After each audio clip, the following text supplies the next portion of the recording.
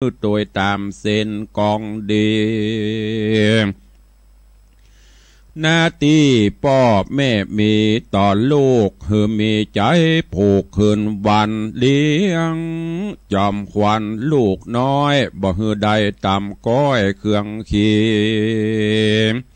แบ่งใจดีข้ามเจ้าเลี้ยงลูกเต่าบูตากาละมาคืนใหญ่หูสอนหูควายตามลายกองวัดหลายจุสิ่งหือหูยิ่งตามกองบ่หือลูกปองตั้งบาปอันกระยับมัวดำได้กล่าวกรรมบอกกระได้จี้จำบอกกล่าวหือหูข่าวหันใส่กองอันใดแจ้งส่องกวนแนวนองนำตาง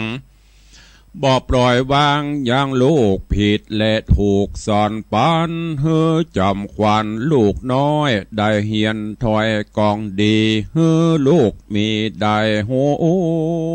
มีวิชาอยู่กับตน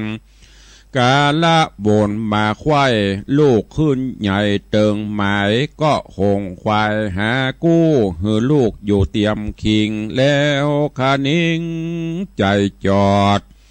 ยกสมบัติตอดตกปันสะมือกันจุผู้หือได้อยู่สวัสดี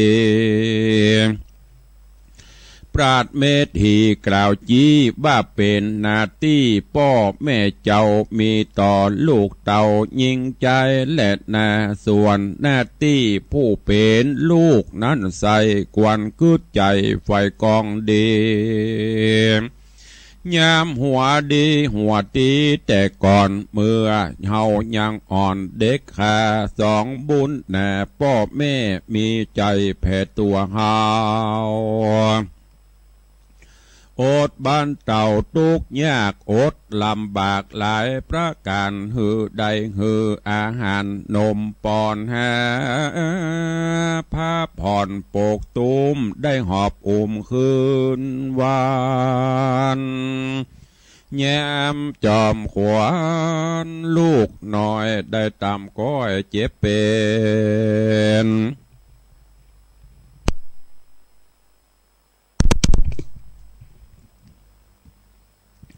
ยามลูกน้อยเจ็บเป็นได้หนาวเย็น ฮือลูกน้อยจอมขวัญได้เหียนกองถอยกองดีฮือลูกมีได้หูวิชาอยู่กับตนกาละวนมาควายลูกขึ้นใหญ่เติงไม้ก็คงควายหากู้ฮือลูกอยู่เตรียมคิงแล้วคันเองใจจอดโยกสมบัติตอดโตกปั่นสะมือกันจุผู้หือใดอยู่สวัสดีปราดเมธีกล่าวจีว่าเป็นนาที่พ่อแม่เจ้ามีต่อลูกเต่ายิงใจและนาส่วนหน้าที่ผู้เป็นลูกนั้นส่วนหน้าที่ผู้เป็นลูกนั้นใส่กวนกึดใจไฟกองดียามหัวตีแต่ก่อนเมื่อเฮายังอ่อนเด็กขาสองบุญนะพ่อแม่มีใจแผ่ตัวเฮาอดบันเตาทุกยากอดลำบากหลายประการได้ฮื้ออาหารนมปอนหาผ้าผ่อนปกตุ้มได้หอบคืนวานแย้มจอมขวัญลูกน้อยได้ตามกอยเจ็บเป็นได้หนาวเย็นเมื่อยไข้สองพ่อแม่ไทยอาวรจักหลับนอนยินยากลัวลูกลำบากเป็นลาย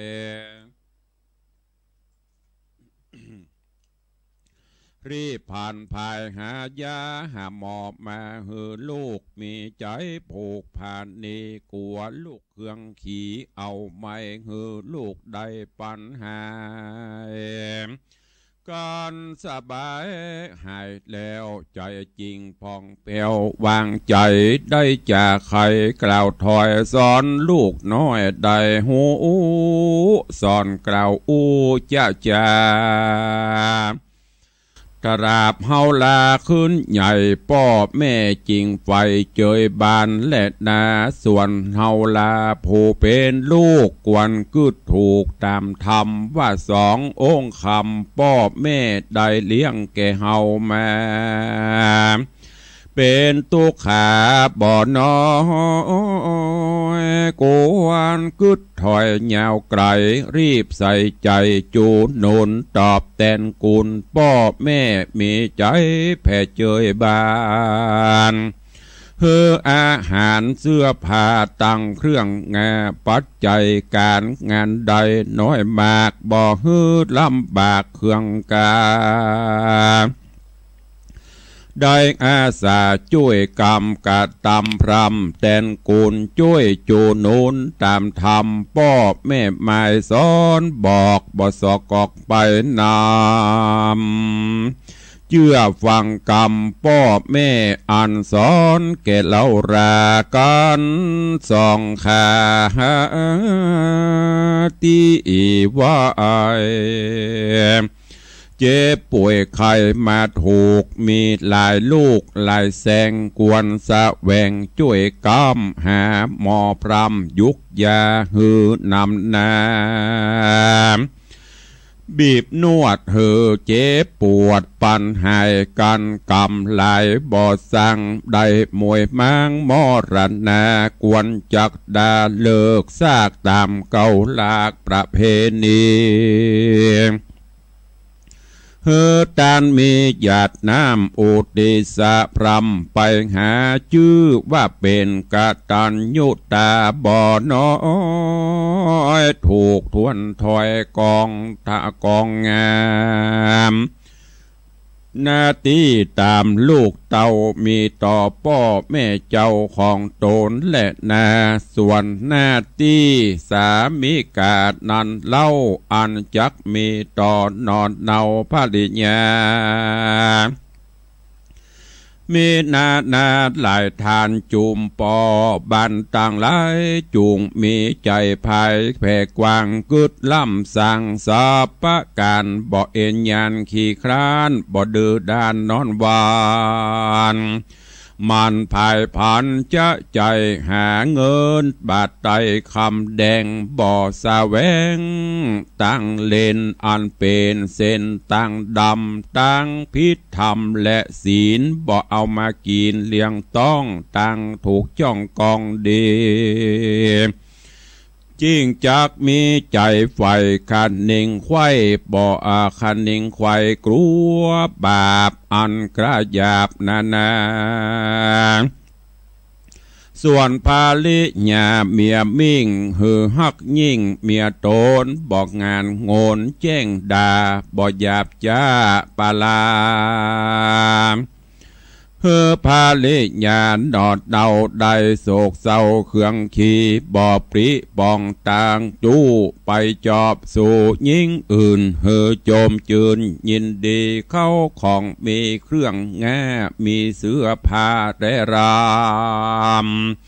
ดังเอินคำใส่ซอยแหวนใส่กอยบันหน้าใบเฮือเมียเตรียมใจประดับใส่กาญาการนาม้วนหมู่ฮืบเมียกลิ่นโกปาดปัวนาตีผัวมากเต้ามีต้อนอดเนาภริญาใจได้นาหน่อยใหญ่ปฏิบัติได้ดังนี้ปราดกล่าวจี้ไข่ปันว่าเป็นผัวควันพาเสดปาฮือเกิดสวัสดีและนาส่วนหน้าที่ภริญานันสายจูงจำไว้น่าใส่ใจมีการใดมากน้อยก็ไฟห้อยโทธาม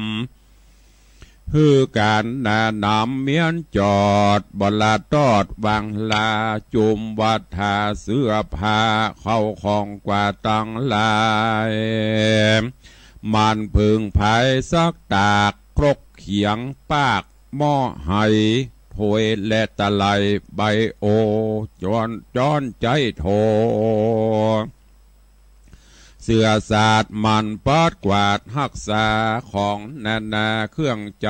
กวนเก็บไว้ไผ่มาน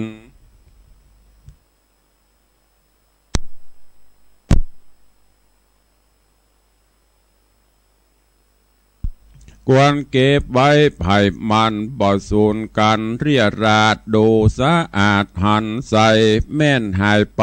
ก็หูจักมีอยู่ก็งามตาเล่นนาแถมประการหนึ่งเล่าจุมแม่เก้าเจ้าบานลางคนขี้ข้านนำนาพอเกหาที่อยู่ปอบ่หูเป็นสางโลกลุงลังหมากล้ำพอหันน้ำบ่อสะอาดจอนถ้วยถาดโอหายตาเต่าไฟเหี่ยวฟุ้งตีนอนมอนมุ้งก็มาเมนสาบดำเป็นคราบขี้ใครฝ่าเฮือนในและนอกพอบอกออกว่าเป็นฝ่ายื้อสายย้อยหน้าหยาบยุงปลิวฟ้าฟุ้งเววอนเปิ้นเฮือนโตนขวางบานอยากเยือบาปานถมทองผ้าเก่ากองห้อยย้อยบอดเรียบร้อยงามตาของได้นาอ่านบ่อใจอย่าได้เก็บไว้ฮือลุงรังสังเป็นสั่งบ่อหูดังที่อยู่ห่างหนูกวนกึดดูฮือกวางลิล่ำสร้างตามมีฮือเป็นสลีเรียบร้อยดังกล่าวถอยไข่มามันโอดสาปัดกวาดฮือสะอาดดีงามปฏิบัติตามจะใจปาฮือใดสวดสดีและนาแถมประการหนึ่งเล่ายิงแม่เก้าเกหากวนนำนาหูพรำหูจัดเข้าน้ำอาหารโภชนะการลายแหล่หือพ่อแม่วงศาจังสามีกาลูกเต่าได้กินเขาแหล่งไงปฏิบัติหมายทวนทีตามหน้าที่ของตนแม่เฮือนล่างคนนันเล่าได้หูเก้ากองดีเข้าของมีน้อยมากเสื้อผ้าหากเหลือใจบอกเก็บไว้ดุมได้ป่อนยิงใจน้อยใหญ่หรือข้าใจตาสีคนเครื่องขี้ต่ำกอยโดยใจชื่นจ้อยเจยบานแถมประการหนึ่งเรายิงหนุ่มเท่าต่างหลายจุงมีใจภายแพ่กวางกึดร่ำสั่งตั้งดียามญาติกามีพ่อแม่หรือเท่าแก่ตานามิตรสหายเปื้อนป้องอันเกี่ยวข้องกับตัวหรือญาติกาผัวเจ้ามาสู่ยังที่อยู่เกงหากวนมนัสสาหับตอนโดยกรรมอ่อนจาวานจัดอาหารเข้าน้ำสู่มาสู่พร่ำตำรายบดาพระภายลูกเต้าเอาบ่เนี้ยนาเมาจังงังบ่ตั้งดังบ่ตั้งหูดังฟืดฟาดบ่ไม่มาดมัวดำกวนจากกรรมปากม้วนบ่ปากห้วนหานีเจอบาดยิงดีพาเสิร์ตป่าฮือเกิดเจยบานแถมประการหนึ่งใส่ยิงน้อยใหญ่ต่างลาย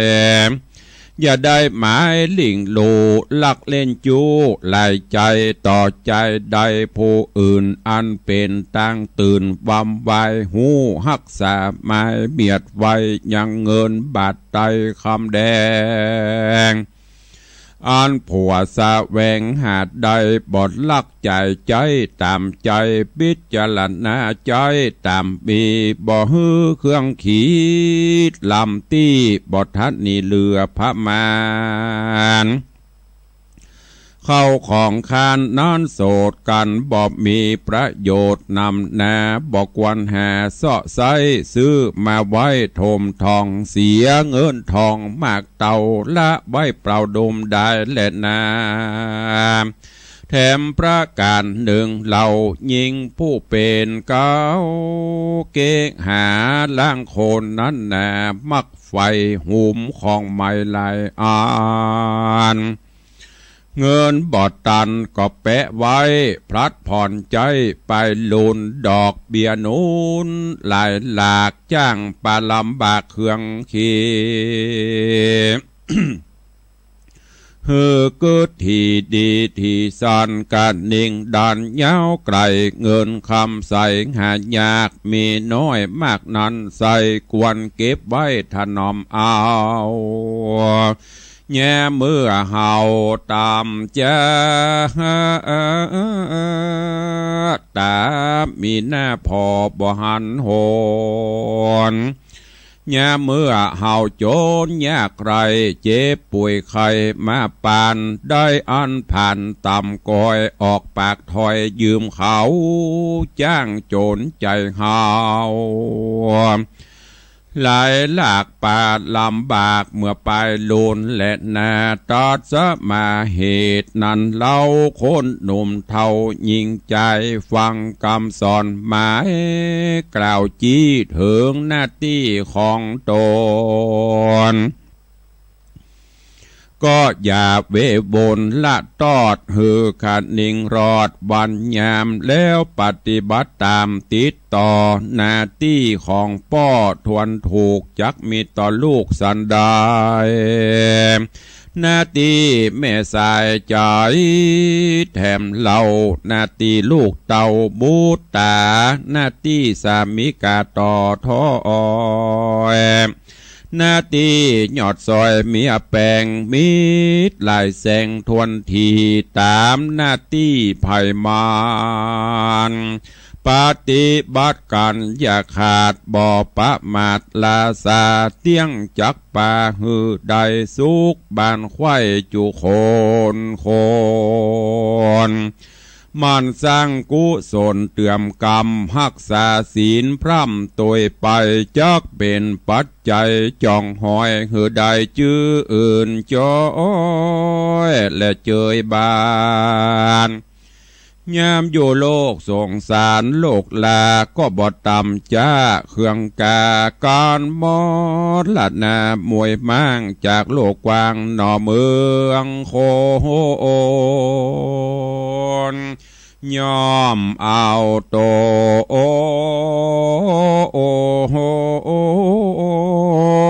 ไปเกิดที่พา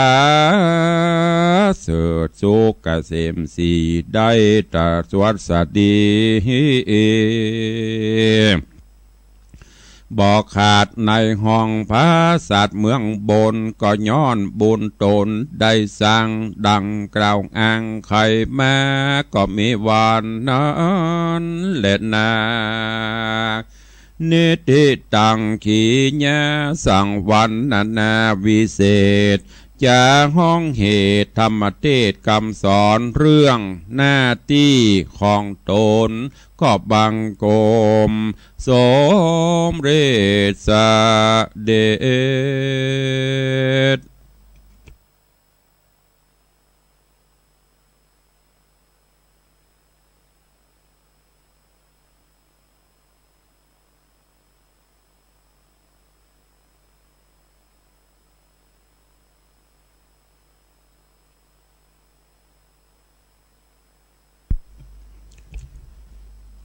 ญาติโยมศรัทธานาบุญเฮาเต้าข้าทั้งหลาย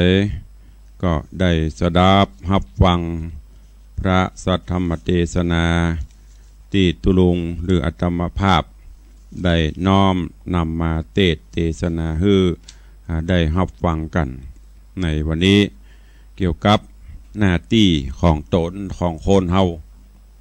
โดยเฉพาะในปัจจุบันนี้เรื่องเหล่านี้รู้สึกว่าจะบ่ค่อยได้รับการเอาใจใส่ตัวใดพูดง่ายๆก็คือบ่ค่อยรู้หน้าที่ของแต่ละคนแต่ละท่านผัวมีหน้าที่อันหยังเมียมีหน้าที่เนี่ยใดตลอดจนลูกเต้าพ่อแม่เหล่านี้มีหน้าที่จะใดเฮาบ่ค่อยรู้หรือหูแต่เฮาบ่ได้เอาไปปฏิบัติในพระธรรมเทศนาวันนี้ได้นำมาเทศน์ให้ญาติโยมสาธุชนเฮาเจ้าข้าทั้งหลายได้หูหน้าที่โดยเฉพาะหน้าที่ของผัวของเมียหน้าที่ของพ่อของแม่หน้าที่ของลูกหน้าที่ของพ่อแม่อันนี้ส่วนมากก็บ่ถึงบ่บกพร่องก็คือห้ามบ่ให้ลูกได้ทำความชั่วถึงวันนี้บ่มีลูกบ่มีพ่อแม่คนไหนที่จะยุยงให้ลูกสร้างความชั่วพ่อแม่นั่นจะดูแลพ่อกอยชี้แนะชี้นำผิดชอบชั่วดีให้ลูกได้ปฏิบัติตามทุกคนหวังจะให้ลูกเป็นคนดีก็ห้ามอันไหนที่มันบดีจะบอกกล่าวให้ลูกตลอดแล้วก็แนะนำให้ลูกได้ตั้งอยู่ในกุศลคุณงามความดีตลอดจนได้ส่งได้เสียให้ลูกไปห่ำไปเฮียนลองสังเกตพอเตอร์บเดียวเป็นนี่เป็นศีลเปิ้นกับลูกกับเต้าหวังจะให้ลูกเต้าได้มีศิลปะวิทยามีวิชาความรู้โรงเรียนไหนดีครูที่ไหนดังเรียนพิเศษอย่างต่างๆส่งลูกส่งเต้าไปห่ำไปเฮียนนี่คือหน้าที่ของพ่อเมื่อลูกใหญ่หน้ากล้าบานขึ้นมาปอที่จะมีครอบมีครัวเปิ้นก็จะจะเสาะพ่อไกวไม่ยิงคนใดงามพอใจคนใดดีที่ปอจะอยู่เป็นกู้เป็นกีมนำปลาลูกของเปิ้นคือมีความสุขเปิ้นก็จะเสาะพ่อสามีภรรยาฮือสุดท้ายก็จะมอบทรัพย์สมบัติฮืออันเนี้ยคือหน้าที่พ่อแม่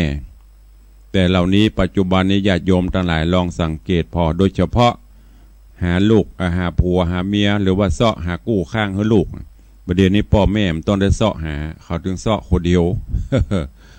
ยิ่งมีเฟซมีไลน์มีเครื่องมือสื่อสารอีสำยิ่งนัดปบนัดปะกันไปเรื่อยเปื่อยช่วยแชกพัดกู้พัดกิมกันเป็นบาเล่นอันเนี้ยสุดท้ายมาก็ตุกใจอันนี้คือหน้าที่ของพ่อแม่ส่วนมากเปิ้นก็ปฏิบัติได้ดีต่อไปลูกผู้เป็นลูกหรอมีหน้าที่ยิ่งหยังลูกหลานที่มาตานที่ตุลุงวังสิงคำนี่ส่วนมากก็จะแนะนำพร่ำสอนไปตัวเองลูกจะต้องดูแลพ่อแม่ให้ดีโดยการปฏิบัติปัดปู ไม่ใช่ว่าทำอย่างเอาตามใจตัวเก่าพ่อแม่เปิ้นได้เลี้ยงเฮามาแล้วเฮาก็ต้องเลี้ยงเปิ้นตอบลองพอเลี้ยงเฮามาตั้งแต่สุมาเตอะเปิ้นว่าหัวไม่ตีนเต้าเกตหอยอุ้งเต้าจอนเต้าอย่างนี้เลี้ยงจนใหญ่มาเฮาก็ต้องพอมีการมีงานมีเงินมีคำใจมีเงินเดือนกินก็ต้องฮื้อพ่อฮื้อแม่ตอบแทนไปบ่ต้องรอฮื้อเปิ้นขอฮื้อไปได้นักก็ฮื้อนักได้น้อยก็ฮื้อน้อยไปแล้วลองสังเกตความภาคภูมิโอ้บางเตือกพ่อครับแม่ครับวันนี้เงินเดือนออกเนอลูกเอามาแบ่งมาปั่นพ่อใครอยากให้กินแม่ใครได้อย่างแม่ก็ซื้อเอาเนอจะกินจะตานก็ตามใจโอ้ได้รับน้ำตาหยาน้ำตาปิ บางเตือไปเจ๊ใครได้นะบางเตือก็เก็บไปฮะเผื่อยามโลกอัตคัดขัดสนไปขอพ่อแม่ก็คืนเฮือแหมประการต่อมาหน้าที่ของลูกช่วยทำกิจธุระของพ่อของแม่กิจทุกอย่างเปิ้นทำเมื่อเฮามาก่อนแล้วเฮาก็ต้องตอบแทนทำการบ้านการจองซักผ้าซักครัวกาทำอาหารการกินการีดผ้ากาหรือธุรกิจต่างๆที่พ่อที่แม่เปิ้นมีเฮาก็ต้องช่วยพยุงไป สุดท้ายมันก็ตึมเป็นของไผ่เป็นของเฮาเขานี่แหละของลูกทั้งหลายนั่นแหละประการต่อมาดำรงวงตระกูลรักษาชื่อเสียงวงตระกูลไว้บ่ทำความเสื่อมเสียบ่ทำอย่ามาเสียหน้าเสียตาพ่อแม่รักษาวงตระกูลงุนเงาไว้คือดีต่อมากับปฏิบัติตนตัวของเฮาเนี่ยลูกทั้งหลายเนอะ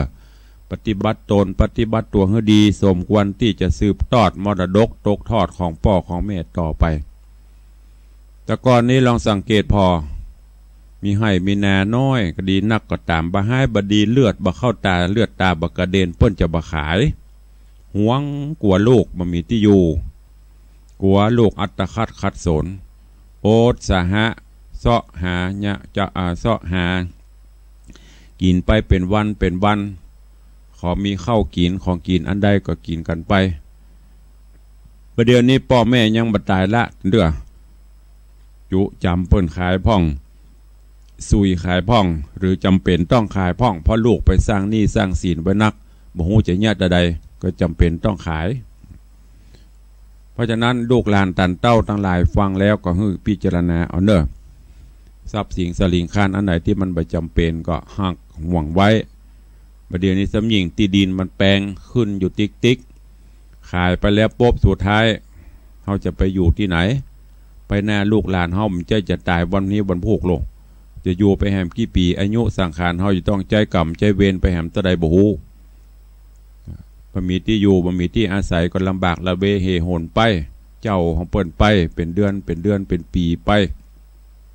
เพราะมันบ่มีก็ว่าไปอย่างแต่ถ้ามันมีก็พยายามรักษาแล้วก็ควรที่จะฮับไว้เมื่อฮับมาแล้วก็รักษาต่อไปชั่วลูกชั่วหลานประการต่อมาเมื่อเปิ้นตายเวลาดับสังขารเฮาก็ต้องทำบุญอุทิศกุศลไปหือ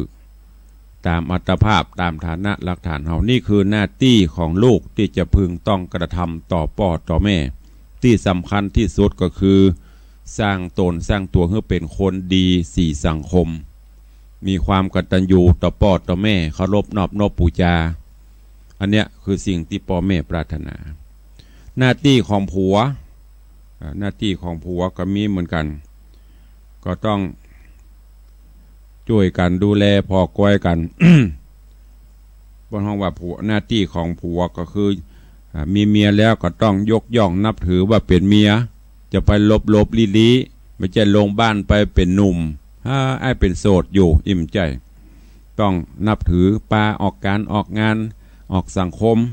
แล้วก็ประการต่อมาบดูหมิ่นเหยียดหยามใจไปผิดอย่างมาด่าหัวกันมึงมาโยดตัวกูมึงมีไอ้หยังปวดโตเคาะขุดคุยเอาโคตรตระกูลงูเง่ามาออกมาด่ากันอันนี้ไม่ใช่หน้าที่ต้องยกย่องนับถือว่าเป็นเมียเป็นกู้ข้างมาดูหมิ่นเหยียดหยามแล้วก็บประพฤติล่วงอกล่วงใจตกลงโปร่งใจอยู่ด้วยกันแล้วก็ต้องช่วยกันเสาะว่าสร้างฐานะหลักฐานมอบความเป็นใหญ่คือความเป็นใหญ่ในที่นี้ก็คือมันจะว่าต้องมาไหวเขาขมอบมันเจนนะ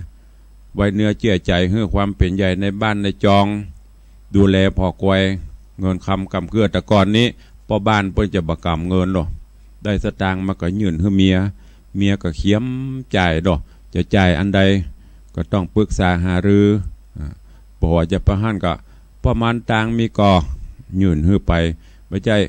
อันน้องไอ้ขอตังซะหน่อยหรอจะไปหันปวดโตโมกตาเขาใส่แจ้งตัวแหมอันนี้ก็ใจไปได้ปัญหามาเขาก็เก็บไปฮื้อประการต่อมาฮื้อเครื่องแต่งตัวอันนี้หน้าที่ของผัวซื้ออันอย่างเครื่องสำอางอย่างราที่ปอหายพอดีไม่ใช่ยี่ห้อเป็นหมื่นเป็นแสนนะหมอกแต่งตัวเข้าวัดกับวากับเปิ่นได้เสาะหาไปยกย่องนับถืออยู่ด้วยกันไปบรรล่วงอกล่วงใจกันเคารพนับถือว่าเป็นเมียอันนี้หน้าที่ของผัวหน้าที่ของสามีหรือพ่อบ้านหน้าที่ของเมียก็เช่นเดียวกันเมื่อผัวเฮาบำรุงเฮาจะอี้แล้วเฮาก็ต้องปฏิบัติตัวเฮาให้ดีด้วยการจัดงานดีการงานในที่นี้ก็คือการบ้านการจองเพียวปัดกวาดบ้านจองห่อเฮือนฮือสะอาดสะอ้านผ้าผ่อนต่อนสบายของตัวเก่าของลูกเต้าของผัวของเมียในบ้านในจองจะไปปล่อยให้มันเหี่ยเบออันนี้ปดโต้ผ้ากองเหี่ยตำจอก ตามแจงซักกับบะซักเอาใหม่มาใจติ๊กเฮเบอแฮมอันนึงก็คือบัปปะพืชล่วงอกล่วงใจผัวไปใจผัวลงเฮือนไปเนียการผัวไปทำงานที่อื่นไปสีเนาะสีแนแป่งตาน้อยตาใหญ่ไม่จูสู่คนอย่างนอกอกนอกใจกันอันเนี้ยที่มันเดือดร้อนอยู่ตัวกันบ่ได้ถึงขั้นฆ่าฟันบั่นแตงกันเพราะใจฆ่าได้แต่ยามไม่ได้ไปยามป้นกับได้รักษาทรัพย์สมบัติที่ผัวเสาะหามาเงินคำกำเกื้ออย่างที่บอกไปตะเกียบเงินเดือนออกการเงินที่เปิ้นได้อย่างมากก็เก็บไว้จ่ายเต้าที่จำเป็นเอาไว้ลูกเต้าไว้กับเวลามันไปหน้าไปตามันบ่แน่จะไปเอาไปเล่นการพนันอย่างมูนี่ไม่ใช่ผัวเสาะแมบเมียกระจายอย่างถงก้นหัวน่ะพอผัวจะใจสกรรมความบ่มีแล้วอันนั้นแหละก็ได้กระตาปั๊มเป็นเรื่องเป็นราวที่สำคัญจะไปขี้ค้านกิจการทั้งหลายทั้งปวงประเดี๋ยวนี้รู้สึกว่ามูนี้มันบ่ค่อยมีละขี้ค้านยิ่งละอ่อนรุ่นใหม่ซ้ำให้บ่ได้นึกว่าจะเอากันเป็นผัวเป็นเมียต่อเต้ากุ้มเท่าลองฟังเขาด่ากันกะทั้งที่เอามาลงเฟซลงไลน์ตบกันตีกันบ่ได้นึกว่าอยู่ตัวกันแล้วจะเงี้ยได้พ่องคิงแน่จริงคิงละฮะแหละคิงละฮะวันนี้ฮะก็จะเอาใหม่เลยพอละแต่เอาแต่เปลี่ยนแต่ขี้ค้านการบ้านการจองก็บสนเตื้อก็เพราะเป็นสาวเป็นบ่าวโจโลซักผ้ากับจังเนี่ยกินกับเป็นมันจะเอาผัวเอาเมียพอมีลูกก็ไม่ได้เลี้ยงเอาไปให้พ่อให้แม่เลี้ยงเนี่ยสิ่งเหล่านี้ที่มันเป็นปัญหาสังคมในปัจจุบันนี้เนอะบอกว่าลูกบอกว่าเต้าบอกว่าผัวบอกว่าเมียบอกว่าพ่อบอกว่าแม่ขอให้มีศีลมีธรรมเตอะถ้ามีศีลมีธรรมน้อมนำเอามาปฏิบัติมันนักมานาขอได้สัก60-70%ก็จะอยู่ก็ยังมีความสุขเนอะครอบครัวก็จะมีความสุขเมื่อครอบครัวมีความสุขก็จะลามไปถึงหมู่บ้านตำบลอำเภอจังหวัดถึงประเทศชาติก็จะมีความสุขฝากไว้กับญาติโยมสาธุชนเจ้าข้าทั้งหลายที่ติดตามรับฟังในเจ้าวันนี้ได้นำไปคิดพิจารณาแล้วก็เอาไปประพฤติปฏิบัติเนอะวันนี้ก่อนจบรายการก็ขออนุโมทนาประชาสัมพันธ์ขอบคุณกับญาติโยมสาธุชนที่ได้มาร่วมงานบุญกฐินของวัดวังสิงห์คำเนอะซึ่งจะต่อถวายในวันอาทิตย์ที่4พฤศจิกายนที่จะถึงนี้ขอขอบคุณอนุโมทนาบุญกับคุณโยมวิมลคุณโยมมัทนาคุณโยมมัทนาคุณโยมนัดประคันอัมพันธ์บ้านทุ่งสีทองขี้เหล็กแม่แตงได้มาร่วมโมทนาบุญกฐินกับวัดวังสิงห์คำ3 กองเป็นเงิน900 บาทขอขอบคุณอนุโมทนาบุญกับโยมแม่สมบูรณ์มลิกาพร้อมลูกหลานร่วมโมทนาบุญกฐิน1 กอง300 บาทขอบคุณแม่อัมพาวงปัญญาห้วยทรายแม่ริมร่วมโมทนาบุญกฐิน2 กอง600 บาทขอบคุณแม่จันทิพย์วิริยะพันธ์ส่วนดอกกฐิน1 กอง300 บาทขอบคุณกับแม่อุ้ยหม่อนปันวุฒิแขมบ้านปะแขมละปูนร่วมโมทนาบุญกฐิน2 กอง2 กอง600 บาทขอบคุณกับแม่อุ้ยปันสีโปธาร่วมโมทนาบุญกฐินกับทางวัดวังสิงห์คำ3 กอง900 บาทและขออนุโมทนาบุญกับโยมพ่ออนันต์โยมแม่บัวซ้อนทองซักศรัทธาวัดวังสิงห์คำเท่านี้ร่วมโมทนาบุญกฐิน10 กอง3,000 บาทพ่ออาจารย์บุญมาแม่ตุนแก้วทาคำแปง2 กอง600 บาทพ่อแม่อุ้ยมอนสุใจแก้วนายธนวัฒน์นางทัศพิชาสุสิงห์คำอันนี้ก็ศรัทธาวัดวังสิงห์คำเท่านี้ร่วมโมทนาบุญกฐิน10 กอง3,000 บาทขอบคุณอนุโมทนาบุญกับทุกท่านแล้วก็มีโยมแม่กรองคำใจกุณาบ้านวังสิงห์คำวันนี้ก็5 กอง 1,500 บาทเจิญร่วมทำบุญด้วยกันเนอะตามจิตเจตนาศรัทธาในวันที่4พฤศจิกายนแล้วก็ทางวัดฝ่ายหินก็จะมีงานทอดกฐินเนอะวันที่27พฤศจิกายนนี้เช่นเดียวกัน เจิญญาติโยมไปห่วมกินห่วมตาลห่วมโมทนาบุญตีวัดฝายหินตำบลสุเทพหลังมชเนอะกฐินก็เป็นกฐินของมหาวิทยาลัยเชียงใหม่นั่นแหละผลตอดถวายกูปีบอกกล่าวเล่าขานจนจวนญาติโยมศรัทธาเฮาเนอตารายการวันนี้เหลือเวลาแถมประมาณ 3-4 นาทีก็จะเช็คสัญญาณเปิดหน้าใหม่ให้ญาติโยมทั้งหลายได้ได้เข้ามารายงานผลเข้ามาท่านใดฟังจากที่ไหนตั้งใดถึงเก่าถึงใหม่เนอะโทรศัพท์เข้ามาจ๋ารายงานผลการรับฟังหรือจะร่วมบุญกุศลกับตุลุงทางโทรศัพท์นี้ก็ได้ขอเมตตาอนุญาตทางสถานีวิทยุด้วยเนอะมีก็ใครฟังอยู่ตั้งใดพ่องยามเจ้าวันนี้จะมีกี่สายบุญเนอะเวลาเหลือแหมประมาณ3 นาทีตันไผ่ตันมันก็ว่าดึงมีใครโทรกับบุ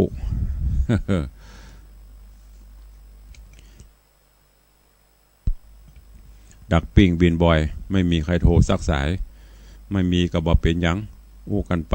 ก็เดี๋ยวก็จะหมดเวลาการเวลาผ่านพ้นไปด้วยความรวดเร็วเผลอแป๊บเดียวก็หมดไปเป็นชั่วโมงจากวันเป็นจากคืนเป็นวันเป็นเดือนไปเจริญพรจากที่ไหนเอ่ยแม่ปูคาสันกำแพงเนาะเป็นจะได้พ่องเจ้านี้บ่าใดมันก็ขี้ค้านอย่างตุลุงนะกะ ก็บาเลียนอย่างก็บ้องไข่โทรมาพ่องก็ดักปิ้งสถานีมันก็เลยดับขาดหายเพราะไม่มีใครสนใจเปิ้นก็เลยปล่อยมันไปกะดักพ่องออกพ่องกะแต่ถ้ามันโลนี่นายสถานีดึงไปลูกเรตติ้งดีจะต้องคุมตลอดแต่ถ้าเรตติ้งมันดีโทรพ่องขาดหายเป็นธรรมดาเนอะเจริญปอนสาธุเนอะสายต่อไปเจริญปอนขอบคุณเนอะแต่ว่าก็ฟังแต่ไม่ได้หอมกันทำเตือนเนาะใส่กันทำพ่องเนอะวัน5 บาท 10 บาทเนอะจอมน้ำพุไปฮะเนอะถ้าเต็มน้ำพุแล้วก็มาตาลเนอะสาธุแม่จันดีว่าจะได้วันนี้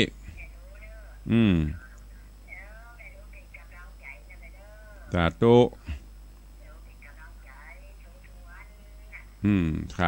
สาธุเนอะ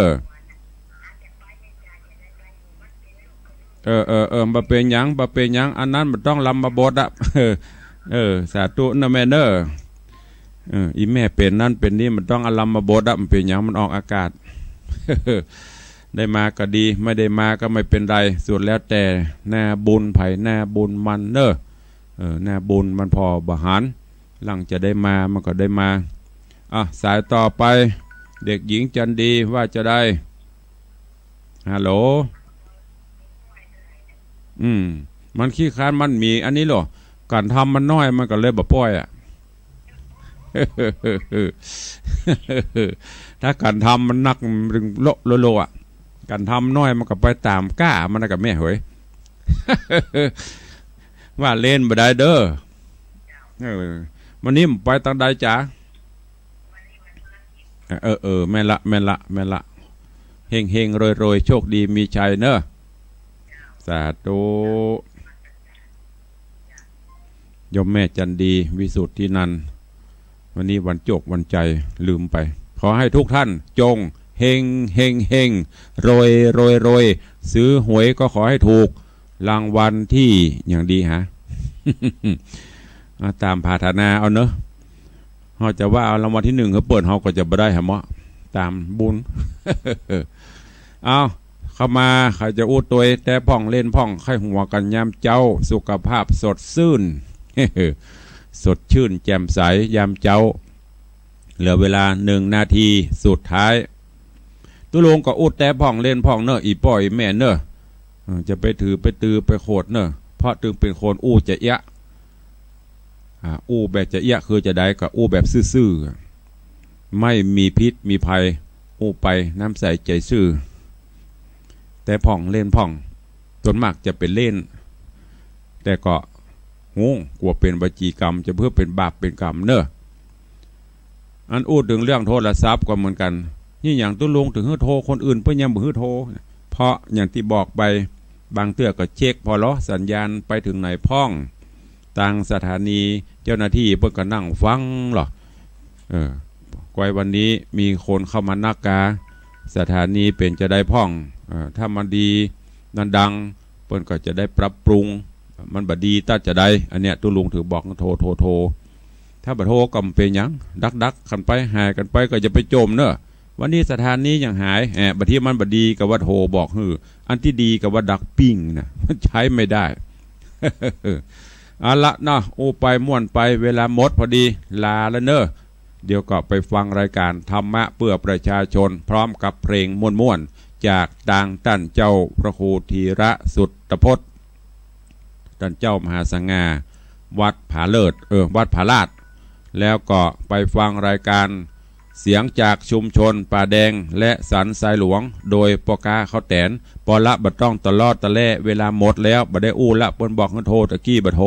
เวลาหมดละโทรบะฮับแล้วจะไปแล้วจัตตาโลธรรมาวัตันติอายุวันโนสุขังพะลัง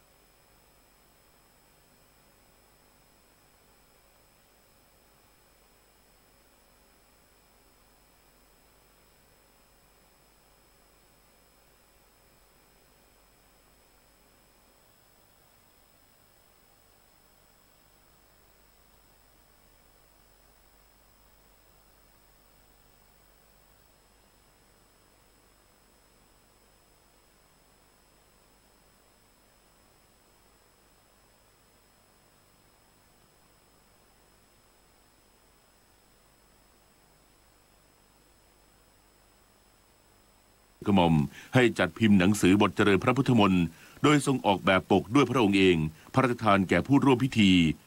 ในการนี้สมเด็จพระวรรณรัตน์วัดบวรนิเวศวิหารเป็นประธานสงฆ์พร้อมพระสงฆ์207รูปนำสวดเจริญพระพุทธมนต์รองนายกรัฐมนตรีและรัฐมนตรีว่าการกระทรวงกลาโหมสั่งเตรียมความพร้อมด้านจราจรก่อนเปิดเทอมกำชับนำเทคโนโลยีมาเร่งขับเคลื่อนเชื่อมโยงแก้ปัญหาจราจรเชิงระบบให้สอดคล้องกับวิถีคนเมืองพลโทคงชีพตันตรวานิชโฆษกกระทรวงกลาโหมเปิดเผยว่าพลเอกประวิตรวงษ์สุวรรณรองนายกรัฐมนตรีและรัฐมนตรีว่าการกระทรวงกลาโหมได้รับทราบรายงานความคืบหน้าการแก้ไขปัญหาการจราจรในกรุงเทพมหานครและปริมณฑลโดยภาพรวมมีพัฒนาการทางกายภาพที่เป็นรูปธรรมมากขึ้นโดยเฉพาะการปรับปรุงขยายถนนใหม่เป็นเส้นทางเลี่ยงและเปิดผิวจราจรบริเวณก่อสร้างรถไฟฟ้าเส้นทางรามคำแหงและลาดพร้าวมีผลให้การจราจรคล่องตัวมากขึ้นในขณะที่ภาคเอกชนเข้าใจและให้ความร่วมมือเปิดพื้นที่จอดรถร่วมอำนวยความสะดวกสนับสนุนการเดินทางของประชาชนพร้อมกันนี้ได้กำชับสำนักงานตำรวจแห่งชาติโดยศูนย์ควบคุมและสั่งการแก้ปัญหาจราจรในกรุงเทพมหานครและปริมณฑลหรือบก. 02พิจารณานำระบบเทคโนโลยีระบบสัญญาณไฟอัตโนมัติและระบบกล้องวงจรปิดมาขับเคลื่อนเชื่อมโยงผ่านโครงข่ายสู่การบริหารจัดการข้อมูลแก้ปัญหาจราจรเชิงระบบในลักษณะมีส่วนร่วมและสอดคล้องกับวิถีคนเมืองควบคู่ไปกับการสร้างการรับรู้กับประชาชนอย่างต่อเนื่องรัฐมนตรีว่าการกระทรวงเกษตรและสหกรณ์ระบุผลสำเร็จของการบริหารจัดการพื้นที่เกษตรตามแผนที่การเกษตรเชิงรุกหรือ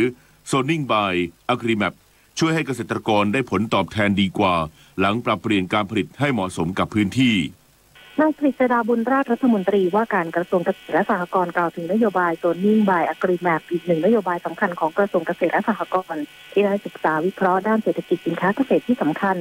และศึกษาสินค้าเกษตรเพื่อเป็นสินค้าทางเลือกในการปรับเปลี่ยนกิจกรรมการผลิตเพื่อให้หน่วยงานต่างๆทั้งในระดับจังหวัดและประเทศนำมาใช้ในการบริหารจัดการพื้นที่เกษตรในการผลิตพืชเศรษฐกิจแต่ละชนิดที่เหมาะสม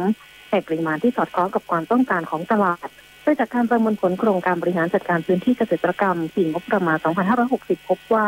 มีเกษตรกรที่เข้าร่วมโครงการปรับเปลี่ยนพื้นที่ปลูกข้าวไม่เหมาะสมไปปลูกพืชชนิดใหม่มากกว่า 150,000 ไร่ได้แก่อ้อยโรงงานเกษตรผสมผสานหญ้าเลี้ยงสัตว์ฟาร์มน้ำมันสำปะหลังหม่อนเลี้ยงไหมและประมงโดยในฤดูกาลผลิตปี 2560-61 พื้นที่57%ได้รับผลผลิตแล้วส่วน32%ให้ผลผลิตบางส่วนเนื่องจากเกิดน้ำท่วมเกษตรกรต้องเริ่มปลูกใหม่และบางชนิดต้องใช้ระยะเวลาในการเจริญเติบโตอีก11%ยังไม่ได้รับผลผลิตอาทิพื้นที่ปลูกปาล์มน้ำมัน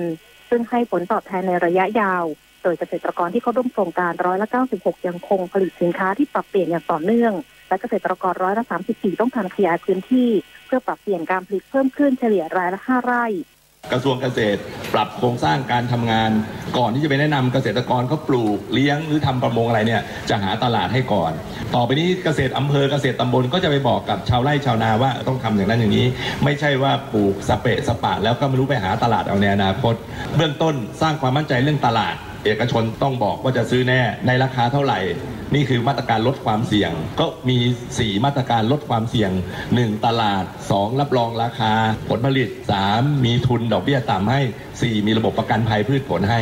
ด้านนางสาวจริยาสุทธิชยาเลขาธิการสำนักงานเศรษฐกิจการเกษตรหรือสสก.เปิดเผยว่าจากการประเมินพบว่าทุกชนิดสินค้าที่เก็บเกี่ยวผลผลิตแล้วให้ผลตอบแทนสูงกว่าการปลูกข้าวภาพรวมเกษตรกรที่ปรับเปลี่ยนการผลิตมีความพึงพอใจต่อการเข้าร่วมโครงการในระดับมากที่สุดเนื่องจากได้รับการดูแลให้คำปรึกษาจากเจ้าหน้าที่ได้รับการสนับสนุนปัจจัยการผลิตและงบประมาณเพื่อการปรับเปลี่ยนพื้นที่ซึ่งช่วยลดต้นทุนการผลิตบางส่วนได้จริงดารุณาถแข็งขันรายงานกระทรวงพาณิชย์ติวเข้มทูตพาณิชย์ทั่วโลกก่อนการประชุมใหญ่ผลักดันการส่งออกปี 2562 ในมิติใหม่พร้อมรับมือเศรษฐกิจโลกโดยผันวิกฤตให้เป็นโอกาสนายสนธิรัตน์สนธิจิรวงศ์รัฐมนตรีว่าการกระทรวงพาณิชย์เป็นประธานในการประชุมเตรียมการผู้อำนวยการสำนักงานส่งเสริมการค้าในต่างประเทศหรือทูตพาณิชย์จาก64แห่งทั่วโลกและผู้บริหารกระทรวงพาณิชย์ก่อนการประชุมใหญ่ในวันที่18ตุลาคมนี้โดยมีนายสมคิดจาตุศรีพิทักษ์รองนายกรัฐมนตรีเป็นประธานพร้อมมอบนโยบายในการให้ความสำคัญกับการประเมินสถานการณ์การค้าโดยเฉพาะสงครามการค้าระหว่างสหรัฐและจีนซึ่งในพื้นที่ใดของโลกที่ไทยยังได้ดุลการค้าอยู่ให้เร่งทำการค้าเพิ่มโดยแบ่งเป็นเกรด A B และ C เพื่อจัดลำดับความสำคัญในการออกมาตรการรองรับส่วนพื้นที่ใดที่ได้รับผลกระทบนายสนธิรัตน์เปิดเผยว่าไม่ต้องกังวลเนื่องจากหลายภูมิภาคยังมีลู่ทางสำหรับสินค้าไทยโดยใช้โอกาสจากประเทศที่มีการเจรจา FTA และประเทศในเขตการค้าเสรีขณะเดียวกันไทยยังมีโอกาสทำการค้าในตลาดใหม่ๆเช่นแอฟริกาใต้โมซัมบิกกลุ่มประเทศตะวันออกกลางและกลุ่มประเทศฮาลานนอกจากนี้ยังมีประเทศเศรษฐกิจขนาดใหญ่อย่างอินเดียที่ได้รับอานิสงส์จากสงครามการค้าทำให้เศรษฐกิจขยายตัวและเป็นโอกาสของไทยที่จะต้องขยายการค้าร่วมกับอินเดียให้มากขึ้นทุกท่านจะได้รับการมอบหมายเป้าหมายที่ชัดเจนการประเมินผลย้อนหลังไป3ปี5ปีถึงแต่ละประเทศนะครับว่าสัญญาเป็นอย่างไรและเขาจะต้องคิดค้นให้เจอและโดยนโยบายครับอะไรก็ตามที่ยังมีโอกาสจะต้องทำให้โตกว่าเดิมให้ได้เพื่อให้เราได้มีความเข้มแข็งในการที่จะทำการค้าระหว่างประเทศอย่างแท้จริงนะครับนอกจากนี้นายสนธิรัตน์ยังได้สั่งการให้ทูตพาณิชย์ทุกแห่งสำรวจสัดส่วนร้านอาหารไทยในต่างประเทศว่ามีเจ้าของเป็นคนไทยมากน้อยเพียงใดเนื่องจากร้านอาหารไทยในต่างแดนถือเป็นการสร้างเม็ดเงินเข้าประเทศอีกทางหนึ่งพร้อมกันนี้ทูตพาณิชย์ต้องเร่งสร้างความสัมพันธ์กับพ่อค้ารายใหญ่ในต่างแดนให้มากที่สุดเพื่อสนับสนุนสินค้าเกษตรของไทยในการใช้กลไกการตลาดนำสินค้าสำหรับมูลค่าการค้าระหว่างไทยกับอินเดียครึ่งแรกของปีนี้ขยายตัวกว่า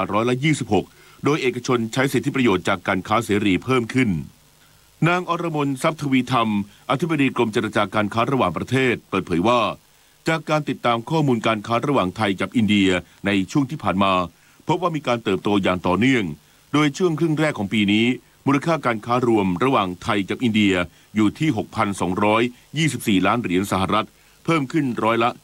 26.9 ปัจจุบันไทยมีความตกลงการค้าเสรีหรือ FTA กับอินเดียที่มีผลใช้บังคับแล้ว2ฉบับได้แก่ FTA ไทยอินเดียซึ่งเป็นการเปิดตลาดลดภาษีศุลกากรสินค้า83รายการส่วนอีกฉบับคือ FTA อาเซียนอินเดียซึ่งเป็นการลดภาษีสินค้ากว่า 5,200 รายการซึ่งผู้ส่งออกสามารถเลือกใช้ประโยชน์ได้โดยมูลค่าการส่งออกสินค้าจากไทยไปอินเดียภายใต้กรอบ FTA ทั้ง2ฉบับในช่วงครึ่งแรกของปีนี้มีสัดส่วนถึงร้อยละ 56.9 ของมูลค่าการส่งออกรวมจากไทยไปอินเดียทั้งนี้อินเดียมีขนาดเศรษฐกิจใหญ่เป็นอันดับที่3ของเอเชียซึ่งร้อยละ 57 ของ GDP มาจากภาคบริการได้แก่การโรงแรมการขนส่งและการสื่อสารการจัดหาเงินทุนประกันภัยและธุรกิจอสังหาริมทรัพย์ปัจจุบันเนี่ยค่ะอินเดียเนี่ยเป็นประเทศที่มีประชากรถึง 1,200 ล้านคนนะคะแล้วก็เป็นประเทศที่มีหลายเมืองนะคะซึ่งประชากรเนี่ยที่มากเนี่ยอยู่ในแถบอุตรประเทศนะคะของอินเดียซึ่งเรามองว่าน่าจะเป็นตลาดใหม่ที่น่าสนใจของผู้ส่งออกไทยได้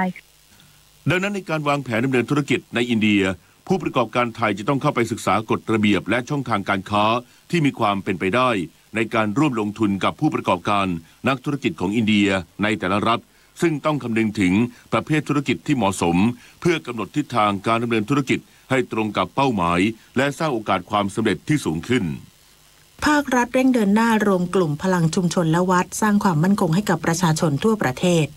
นายสุวพันธ์ตันยุวัฒนะรัฐมนตรีประจำสำนักนายกรัฐมนตรีกล่าวผ่านรายการเดินหน้าประเทศไทยว่าวัดนั้นเป็นสถานที่รวมพลังขับเคลื่อนชุมชนและเป็นศูนย์กลางสร้างสังคมไทยให้เข้มแข็งได้อย่างแท้จริงเห็นได้จากที่ผ่านมาวัดคือศาสนสถานที่เป็นต้นแบบปลูกฝังหลักศีลธรรมที่ดีงามให้กับประชาชนซึ่งปัจจุบันยังมีหน่วยงานที่คณะสงฆ์จัดตั้งขึ้นมาตั้งแต่ปี 2546คือหน่วยอบรมประชาชนในตำบลหรืออบตาคนในชุมชนหลังหลักศีลธรรมช่วยผลักดันการประกอบอาชีพการดูแลตนเองในเชิงเศรษฐกิจและสิ่งสำคัญคือการส่งเสริมความสามัคคีปรองดองสมานฉันท์ด้วยซึ่งจะนำไปสู่การปฏิรูปและการเปลี่ยนแปลงของคนในชุมชนไปในทางที่ดีขึ้นตอนนี้คณะสงฆ์ทำเรื่องนี้ทั่วประเทศอยู่แล้วเพียงเราไม่มีโอกาสได้เห็นเขาทั่วประเทศแค่นั้นเองก็เป็นหน้าที่หน้าที่ของรัฐบาลที่จะสนับสนุนส่งเสริมสำนักงานพระพุทธศาสนาแห่งชาติก็ต้องช่วยไปดูแลทั้งเรื่องงบประมาณด้านการบริหารจัดการ2ก็คือคณะสงฆ์ท่านมีกรรมการของท่านก็ช่วยกันแล้วทั้ง2ส่วนนี้ครับต้องมาทำงานร่วมกันผมคิดว่ามันก็จะประสบความสำเร็จได้สำหรับชุมชนบ้านหลวงตำบลหลงขอดอำเภอพร้าวจังหวัดเชียงใหม่ก็นับเป็นอีกชุมชนตัวอย่างที่มีความเข้มแข็งจากการรวมพลังของคนในชุมชนทั้ง9หมู่บ้า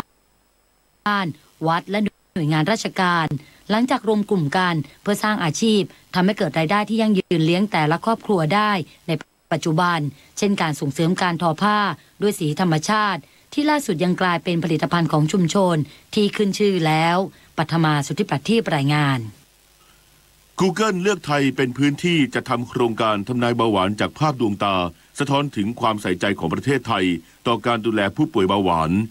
นายแพทย์ศักดิ์ชัยการจนวัฒนาเลขาธิการสำนักงานหลักประกันสุขภาพแห่งชาติหรือสปสช.กล่าวถึงกรณี Google บริษัทเว็บไซต์ค้นหาข้อมูลทางอินเทอร์เน็ตชั้นนำของโลกเลือกประเทศไทยเป็นพื้นที่ดำเนินโครงการทำนายเบาหวานจากภาพดวงตา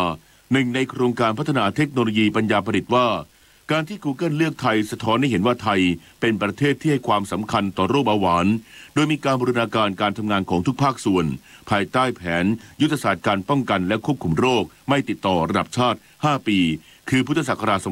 2560 ถึง 2564 ทั้งนี้คณะกรรมการหลักประกันสุขภาพแห่งชาติเห็นถึงความจำเป็นที่ต้องลงทุนด้านสุขภาพเพื่อเร่งรัดดำเนินการอย่างจริงจังมาตั้งแต่ปี 2553 โดยจัดงบบริการควบคุมป้องกันและรักษาโรคเรื้อรังภายใต้กองทุนหลักประกันสุขภาพแห่งชาติทั้งโรคเบาหวานและความดันโลหิตสูงเป็นงบสนับสนุนเพิ่มเติมจากงบบริการการแพทย์เหมาจ่ายรายหัวส่งผลให้ผู้ป่วยโรคเบาหวานและความดันโลหิตสูงเข้าถึงบริการเพิ่มขึ้นอย่างต่อเนื่อง วันนี้มูลนิธิแพทย์อาสาสมเด็จพระศรีนครินทราบรมราชชนนีหรือพอสว.ออกให้บริการประชาชนในพื้นที่จังหวัดสุราษฎร์ธานีที่หมู่ 10 ปากไฮตำบลคลองสะอำเภอกาญจนดิตจึงขอเชิญชวนประชาชนในพื้นที่ดังกล่าวไปรับบริการโดยไม่เสียค่าใช้จ่ายใดๆต่อจากนี้ไปขอเชิญรับฟังไทยคู่ฟ้าครับรัฐบาลยืนยันผู้สูงอายุที่เคยลงทะเบียนรับเบี้ยยังชีพผู้สูงอายุแล้วไม่ต้องไปรายงานตัวตามที่มีข่าวลือในโลกออนไลน์โดยยังคงได้รับเบี้ยยังชีพตามปกติคือผู้ที่มีอายุ 60-69 ปีรับ600บาทต่อเดือนอายุ 70-79 ปีรับ700บาทต่อเดือนอายุ 80-89 ปีรับ800บาทต่อเดือนและอายุ 90 ปีขึ้นไปรับ 1,000 บาทต่อเดือนนอกจากนี้ผู้สูงอายุที่ถือบัตรสวัสดิการแห่งรัฐจะได้รับเบี้ยเพิ่มเดือนละ 50-100 บาทตามสัดส่วนรายได้ต่อปีผ่านเข้ากระเป๋าเงินในบัตรสวัสดิการแห่งรัฐเนื่องจากมีผู้สูงอายุจำนวนหนึ่งบริจาคเงินกลับเข้ากองทุนผู้สูงอายุตามนโยบายของรัฐบาลซึ่งผู้สูงอายุสามารถกดเงินสดนำไปเป็นค่าใช้จ่ายในชีวิตประจำวันได้ทั้งนี้หากประชาชนมีข้อสงสัยติดต่อได้ที่สำนักงานเทศบาลอบต.หรือสำนักงานเขตที่ลงทะเบียนไว้ครับร่วมเดินหน้าประเทศไทยกับสำนักโฆษกสำนักเลขาธิการนายกรัฐมนตรีสามัคคีหรือการปรองดองกันไม่ได้หมายความว่าคนหนึ่งพูดอย่างหนึ่งคนอื่นต้องพูดเหมือนกันหมดลงท้ายชีวิตก็ไม่มีความหมายต้องมีความแตกต่างกันแต่ต้องทำงานให้สอดคล้องกันแม้จะขัดกันบ้างก็ต้องสอดคล้องกันพระราชดำรัสพระบาทสมเด็จพระปรมินทรมหาภูมิพลอดุลยเดชบรมนาถบพิตร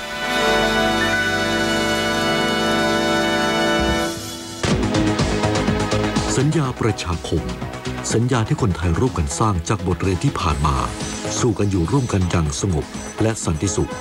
โดยเราจะร่วมกันสร้างบรรยากาศของความรักความสามัคคียอมรับความแตกต่างทางความคิดใช้สิทธิและเสรีภาพอย่างถูกต้องเหมาะสมในกรอบของกฎหมายเรียนรู้และเข้าใจในระบบประชาธิปไตยที่แท้จริงสัญญาประชาคมสัญญาใจไทยทั้งชาติ7 นาฬิกา 16 นาทีต่อไปเสนอข่าวต่างประเทศพื้นที่ภาคตะวันตกเฉียงใต้ของฝรั่งเศสเผชิญกับน้ำท่วมหนักเมื่อวานนี้หลังพายุฝนพัดกระหน่ำรุนแรงทำให้มีผู้เสียชีวิตอย่างน้อย11คนบาดเจ็บ8คนและอีก1คนสูญหายเทกระหน่ำลงมาเพียงไม่กี่ชั่วโมงในประมาณเท่ากับฝนตกในช่วงเวลา3 เดือนตลิ่งในระดับที่ไม่เคยปรากฏมาก่อนในรอบ100 ปียังดำเนินอยู่ในหลายเมืองหลังระดับน้ำท่วมขังเพิ่มสูงขึ้นหน่วยกู้ภัยถูกส่งลงพื้นที่แต่การปฏิบัติการเป็นไปอย่างยุ่งยากด้านประธานาธิบดีเอมานูเอลมาครงผู้นำฝรั่งเศสแสดงความเสียใจต่อครอบครัวผู้เสียชีวิตและมีแผนจะเดินทางไปยังพื้นที่ที่ประสบภัยในเร็วๆนี้ประธานาธิบดีโดนัลด์ทรัมป์ผู้นำสหรัฐลงพื้นที่สำรวจความเสียหายในรัฐเมื่อพายุเฮอริเคนไมเคิลพัดถล่มซึ่งทำให้มีผู้เสียชีวิตอย่างน้อย17คนผู้นำสหรัฐกล่าวกับผู้สื่อข่าวชื่นชมการทำงานของนายริกสกอตต์ผู้ว่าการรัฐฟลอริดาในการรับมือกับสถานการณ์ดังก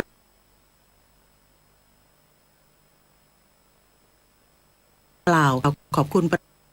ประธานาธิบดีในการรับมือกับสถานการณ์ดังกล่าวขณะที่ผู้ว่าการรัฐก็ได้กล่าวขอบคุณประ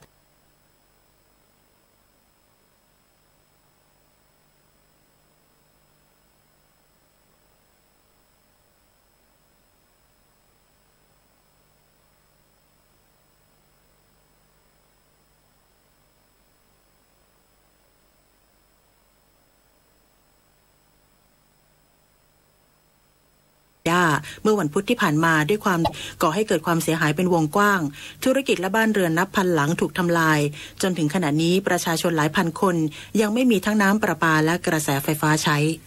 เหตุจับตัวประกันที่ร้านขายยาภายในสถานีรถไฟเมืองโคโลนของเยอรมนีและยุติลงแล้ว